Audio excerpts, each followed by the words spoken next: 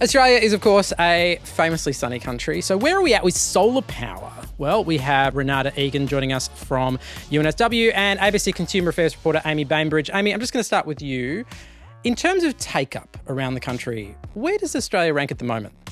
Well, I think Renate would probably agree with me that we really are in the midst of a revolution when it comes to rooftop solar. And even last year, during the COVID-19 pandemic, when installations of solar were impacted, it's still been an incredibly strong year for rooftop solar installations, even with those challenges.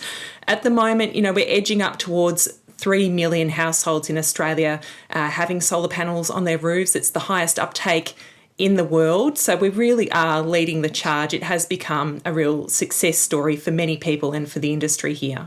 Why do you think that is, Renate? We have some of the cheapest installs in the world because we've got such a lean and efficient system now. We also have a real familiarity with the sun. Australians love the sun. They associate the country with sunshine. And we have had relatively high electricity prices, or the prices are coming down. So people have wanted some ownership of their electricity price problem. There's a real passion in Australia by Australians for having an impact on changing the energy consumption and improving the climate change situation for future generations. And there's a little bit of frustration with central leadership and a desire to take some ownership themselves. Our response to climate change is being driven bottom up. People are investing, councils are investing, state governments are investing because there's a lack of sort of central coordination. If you talk to a lot of people about their motivations about getting solar on the roof, it's not just economic, it's a lot driven as well by having an environmental conscience. I think a lot of the state subsidy programs have been hugely successful, almost too successful in that they've had to limit uptake at times of people that can get solar rebates and subsidies. But yeah, it's partly taking ownership back of your own needs, I guess, and wanting to cut bills. And we are seeing power bills going down, and partly that is attributable not just to people who have rooftop solar, but the broader renewables across the energy network means the wholesale price of electricity is now going down. It started going down in the middle of last year, and that really does show, I think, the impact right across the network for people, not just for people who have the panels on their roofs. In 12 years, the price of solar has dropped to 10% of what it was 12 years ago. So it's actually just even believing that change is so rapid and staying current with the data and the numbers. That's one of our biggest challenges, is keeping people aware of the opportunity. Amy, you got solar put on your house about 6 years ago. What are the biggest lessons you took away from that experience? 5 or 6 years ago, you might have had panels on your roofs, but it was only the real innovators that would offer some sort of consumer monitoring mechanism with that. This time around, you download an app to your phone, you can monitor your output and usage, you can become a lot more engaged with what is actually happening.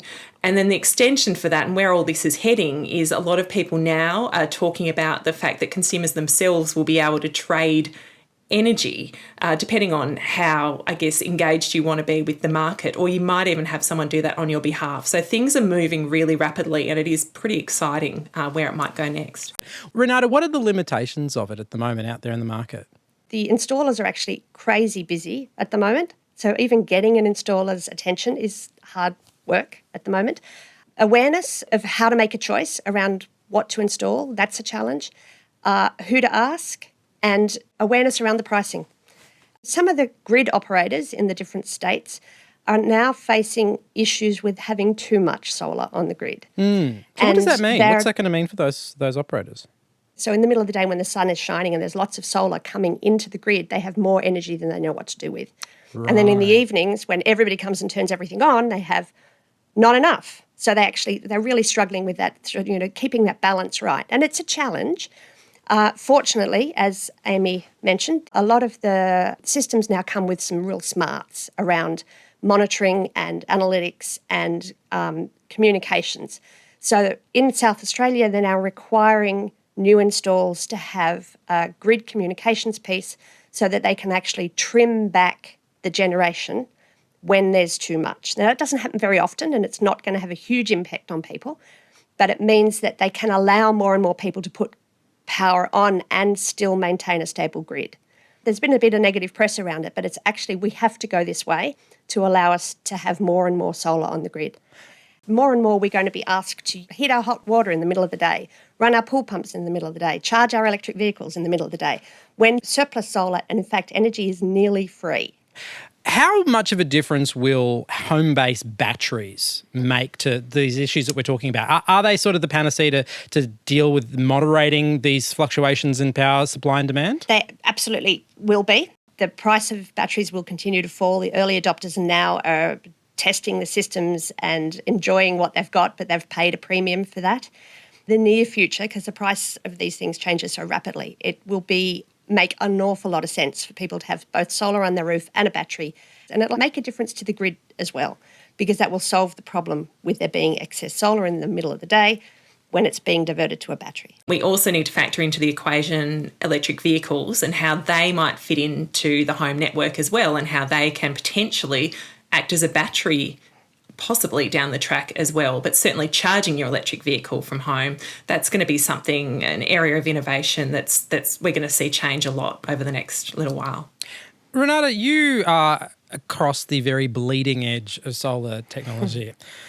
What's the coolest thing you're seeing solar being used for right now? The thing you look at and just go, that's awesome. It would be solar integrated into electric vehicles. So they're already building vehicles where there's solar basically in the equivalent of the sunroof.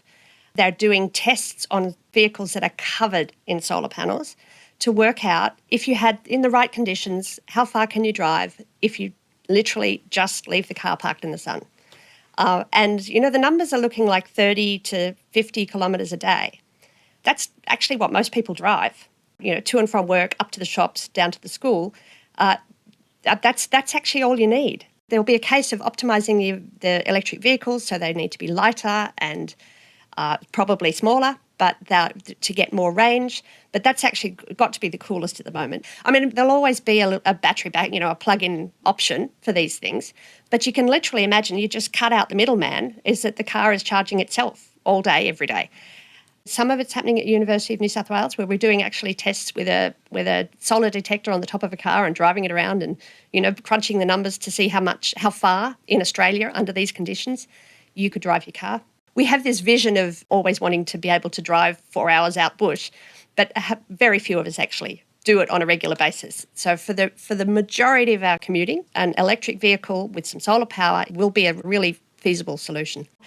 So we see the next 10 years as an opportunity to actually have solar everywhere, but it looks different. So it'll be, the flexible solar panels that fit around curved surfaces. There's the idea of building integrated photovoltaics. So you put solar on shades of buildings or partial windows. And then there's the concept of solar paint. It's not an actual paint that you can paint on and put a clip on either side. But it's the concept, it's the vision of being able to cover all the surfaces with solar. That's what we're really excited about. What I don't want to see is disposable renewables. Does seem to defeat the entire concept, doesn't it? Yeah, exactly. People are really working on the flexible or thin film or paintable, however you want to call it, panels that have technology that has a long lifetime. And for you, Amy, looking at what's coming down the pipeline and stuff that you've seen, what interests you, what excites you? Making solar more accessible to the broader community, not just people who own their own homes. So there's a lot of exciting work in that space, looking at people who are renters being able to apply to their landlords to get on some sort of solar scheme. So incentivising landlords to put solar on rooftops. That's one thing. One story we did late last year was for our 7:30 program was in bushfire affected communities, and was looking at extreme weather events and how they impact the energy grid and what solutions are being come up with to make sure rural and remote communities can stay connected more reliably in the future as we face increasing extreme weather events. For example, in New South Wales, one of the energy networks is planning something like 1,500 standalone power systems. So we're talking there about having mini generation systems, which includes solar panels and a battery and a backup generator in rural and remote areas where it doesn't really make sense to keep maintaining these long, skinny poles and wire networks, where it does cost a lot of money, and that cost is passed on to consumers across the board, not just in that area. There's a lot of community projects that are happening, and I think this is really impressive and speaks to, a lot of smart people that are super motivated and achieving really extremely interesting and cutting edge things at the moment. I think it is a really exciting time. All right, there is lots more of this in the podcast of Download This Show. It is available right now, wherever you get your podcasts. Thanks, gang.